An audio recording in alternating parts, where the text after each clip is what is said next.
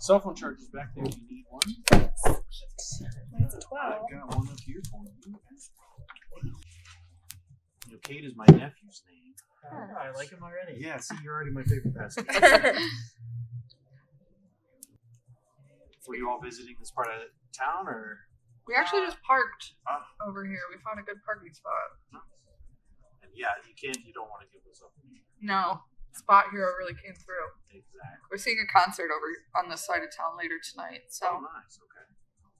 We'll hang out. Some other notable spots for Rama, if you like dim sum, great place on a Sunday. My favorite restaurant in Chicago, Demera Ethiopian, right into the block across from right? So if you like Ethiopian food, really good. This is, it's called Asia on Argyle. So it's like the second Chinatown, but it's all Vietnamese. Oh, yeah. Plus a ton of great boba restaurants. So what are you seeing tonight? We're seeing the band Camino at the Aragon Hall. Yeah, Camino. What type of music do they do? It's like like alternative rock, pop, rock. Yeah. A bunch of different genres. Cool. Actually, they played at the Riviera here last year, and now they're. Oh yeah, it was right here. I think I've been to one concert at the Riviera. That's cool. They all have a very similar vibe. Old, vintagey. Yeah. Yeah.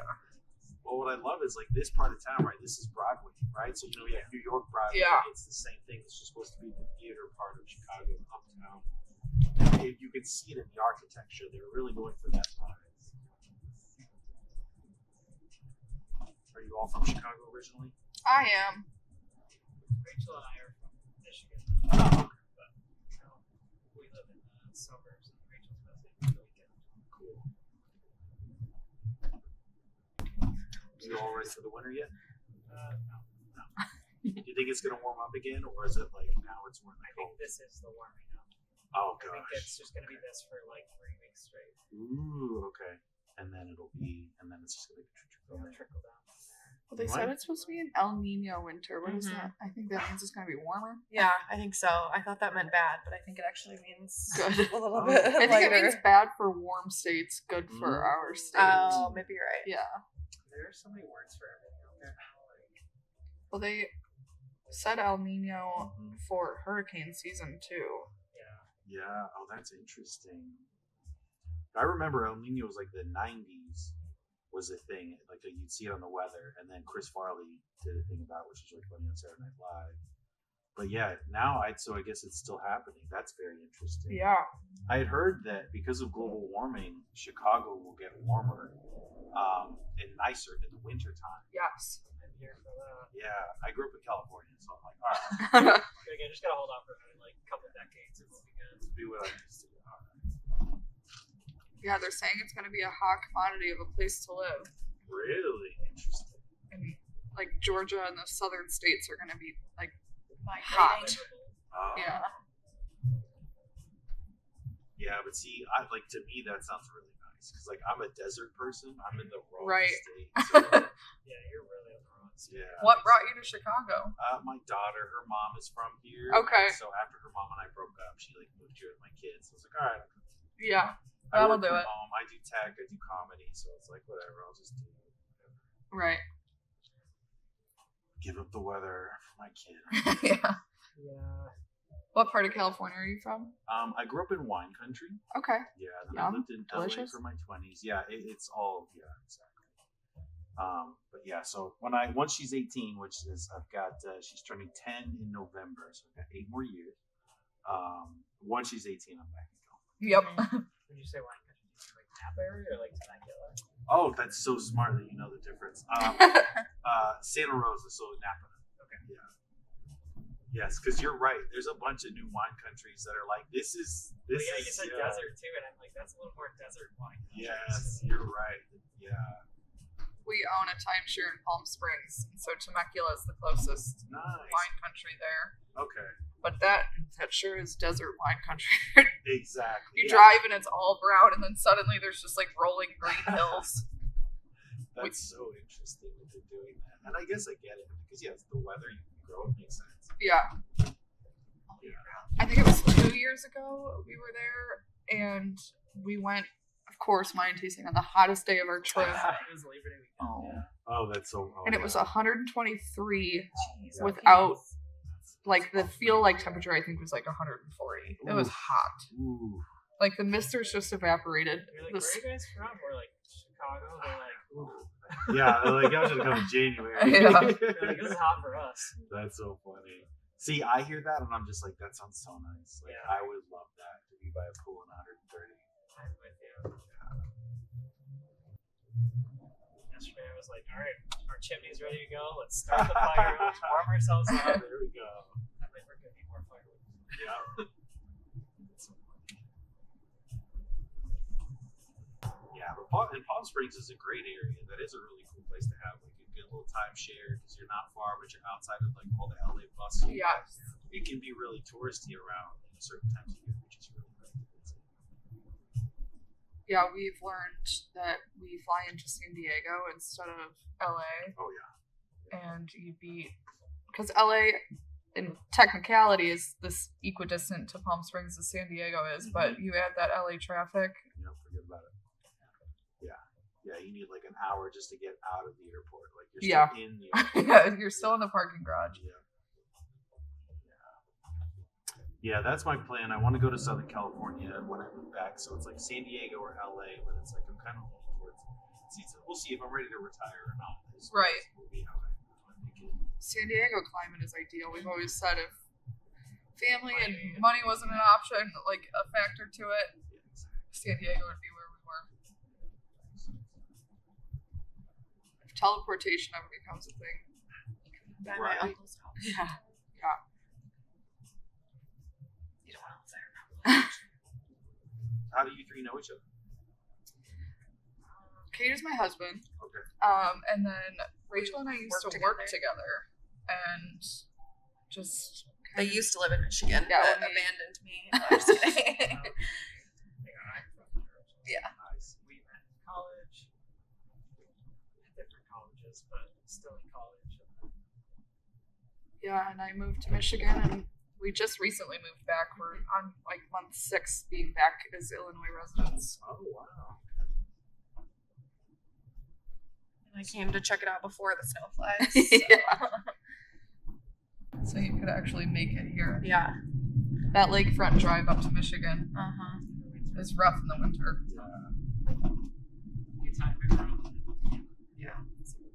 Oh no. Whereabouts in Michigan? Grand Rapids. Oh okay. Yeah. Okay. I say that, but I have no idea. Yeah. Like oh yeah, Grand Rapids sounds like what I've seen in movies. Yeah. Essentially just follow the Lake Michigan All the way all the way around. Yeah. Oh, that's interesting. on the west side of Michigan. Do they have like? There's no ferry across the lake. There is. is. Jason actually looked at that for me before coming, but it was like 200 and something for your car, and Yeah. then 100 and something for your Yeah. person. Like it's very expensive. Yeah, you're like, I'll just do the 4 hours. Yeah. Yeah. Yeah. It always recommends it because we live in a northern suburb. We're pretty close to Wisconsin, and it always suggests that when we're driving to Michigan is the fastest route. Yeah. I'm like, I'm double not check, we're getting like, on the I don't think I'm ferry. supposed to go this way. Yeah. It's Yeah. north. Oh, Yeah. yeah. The first time we drove back to Michigan, Kate was like, "Why are we going left? We need to go right." Yeah. And then I checked, and it was like taking us to the ferry. Yeah. Yeah. I mean, it'd be nice, like maybe if the weather's Yeah. not as great, but I don't think they run in the winter either. That I don't makes think they sense. have a winter one. But yeah, you can get Well, on. the Edmund Fitzgerald situation. Yeah, you can get on in Milwaukee, or you can get on in. Is it Manitowoc. Manitowoc? And then it's like Muskegon, right? Yeah. Right, And then Ludington. okay. I've been the one from Manitowoc to Ludington, and it's a nice ride. It's a couple hours, and you just sit back. Right. Well, on a summer's and day, so- it's nice. for Yeah. sure. Yeah, I just like sat out on the deck and They have a bar. sunbathed and looked at the horizon. And I was like, it could be worse. Yeah, that sounds pleasant. But then, yeah, they want 200 for the car. Yeah. Yeah. That's a lot. Yeah, luckily I was like, I drove to the port, and then I had someone picking me up on the other side. So I was like, oh, I just put the car on there. That's great. I thought the Should've 200 been something very was well. with your car, but it's not. So you gotta buy a separate yeah. ticket for you, Yeah. and then a separate ticket for your car. Yeah. They really milk it. But Yeah. apparently people pay it. So Yeah. it exists for a reason. I mean, if you are going, like, if you take the one that gets you to Muskegon, Yeah. and you're going up North Michigan to like Traverse City, the Midwest wine country,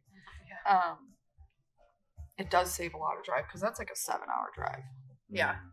That's true. So how long have you two been married? A year and a Yeah, a little over a year. a year and a few months. And so you met while at separate colleges, but somehow. Yeah, she went to Central Michigan and I went to Michigan State. And one of her best friends at school is like a lifelong family friend of mine. So she introduced us. She's the matchmaker. That's so interesting. Yeah, because I was gonna see was it a dating app? How'd that go? But it was we know someone.